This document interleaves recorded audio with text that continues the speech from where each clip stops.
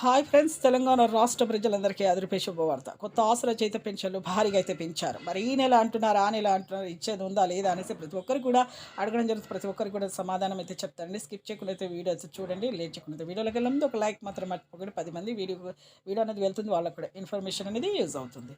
ఇక పాత వారికైనా కొత్త వారికైనా వృద్ధులకి, వితంతువులకి, ఒంటరి మహిళలకు 4,000, వికలాంగులకు 6,000, హెచ్ఐబీడీ చేనేత మగ్గం కార్మికులకు మీకు అందరికి కూడా 4,000, డయాలసిస్ వారికి కూడా 4,000 అండి. ప్రతి ఒక్కరు ఈకేవైసీ ఎంపీ సైడ్కి చేసుకోవాలి. ఇప్పుడు అందరికీ కూడా ఏప్రిల్ నుంచి అయితే పెంచుతామనేసి చెప్పారండి. కానీ కేబినెట్ ఆమోదం ప్రకారం 14,000 కోట్ల రూపాయలైతే విడుదలైతే చేశారు మన సీఎం గారు. అందరికీ పెంచుతామన్నారు.